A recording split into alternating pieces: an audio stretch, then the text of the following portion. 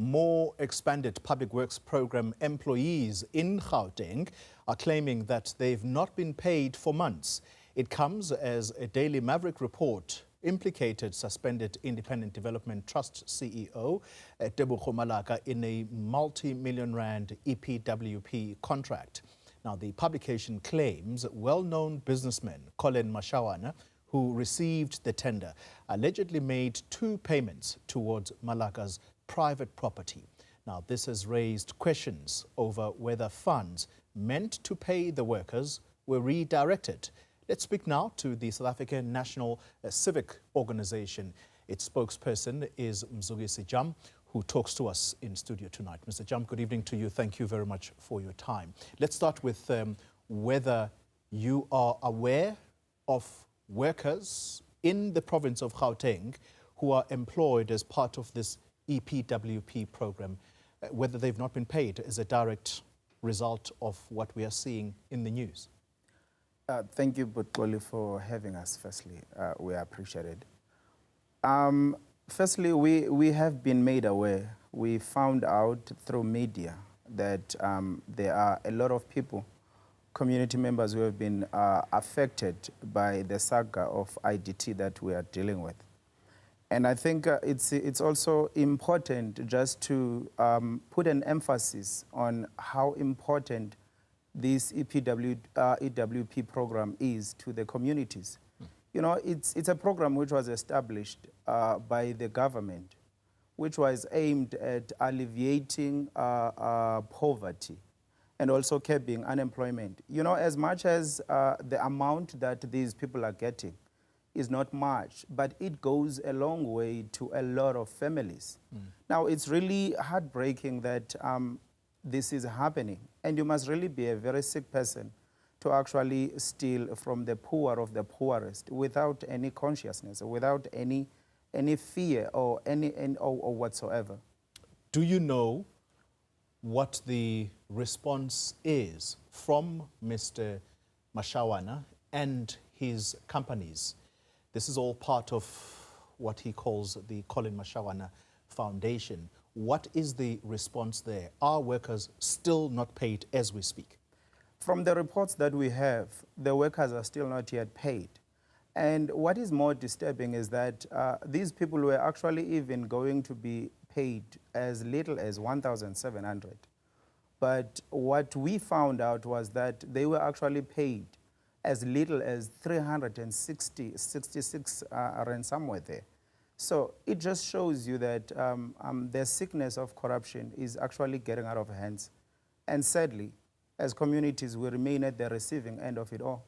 What is it that you can do as a civics organization that basically whose job it is to advocate for poor people? You know, we've been calling up on action to be taken in terms of dealing with corruption within the country. But it looks as though our calls always fall on deaf ears. Do you understand? Corruption within our country has gone out of hands and it has been normalized. It's so saddening to an extent that I think the only thing that is actually left is for them to actually entrench it in our constitution. These people are looting without any fear. They have no consciousness left or whatsoever. But we are welcoming the suspension of the CEO, and we are actually hoping for more people to be actually suspended. But what actually baffles us the most, Butloli, is that we actually do not understand why did Public Works decide to outsource its own initiative. This is a government initiative which is now outsourced to some foundations which obviously do not care about our people. Because we are of a very strong view that if this EPWP program was still handled by Public Works as it used to be, we would not be having the issues that we are having. Firstly, we do not even have a mechanism which is there to monitor as to whether these people are even paid according to our minimum wage. I mean, what is 1.7? And then you fail to pay that 1,700 and then you pay people as little as 300 rands. Do you understand? That shows you just how sick our people have become. Well, the current Minister of Public Works has taken the initiative to go to a police station and open criminal charges against the suspended CEO.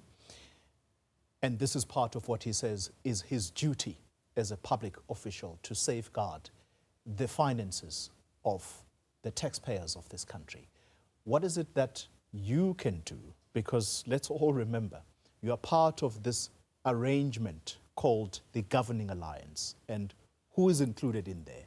It's the ANC, SACP, COSATU, and yourselves. What is it that you are going to do apart from lamenting on platforms such as this? You know, but clearly we have marched. We have had engagements with even the Office of the President in trying to bring to their attention the level of corruption and the implications it has, or the dire effects or the far-reaching effects it has on our people. So we have not been only issuing media statement and lamenting, as you are saying, but we have also been acting. But the reality is that our calls always fall on deaf ears. Do you understand? We really support the minister in terms of the position he has taken. And we call up on all these investigative journalists who have the guts to actually go deeper in digging and uprooting the rot that we are facing. I think previously we used to say the ANC government is corrupt, and it is corrupt, we agree. But I think we all thought when there was this sweetheart arrangement, which is called the Government of National Unity, perhaps corruption would be minimal. But to our surprise, we are getting, surprises every day. Day in, day out, there is really no difference. I think at this stage, we can't really say it's the ANC government. There is no longer an ANC government. We have got a government of the national unity. So what the government that is currently failing the country is the government of the national unity. You know, when these people were out there, they used to shout the loudest, and we hoped that perhaps when they come in, they will make some difference. But we don't see any difference. It looks like they are all the same. But now that says to you, as communities, we are on our own. And I think another thing that we need to clarify, Butkole, is that we are a civic movement. We are not a political organization. As much as we might be an alliance to the ANC, we are not an extension of the ANC or a subcommittee of the ANC. We stand and we remain with our people all the time. So that is why we have been at the forefront of calling out corruption and these corrupt officials. But then the biggest problem that we are having, the people who are actually lamenting and doing nothing, it's the people which we have put in these offices so that they can actually act as and when we bring these issues to their attention. But they don't do anything. Mzukisi, thank you very much for your time.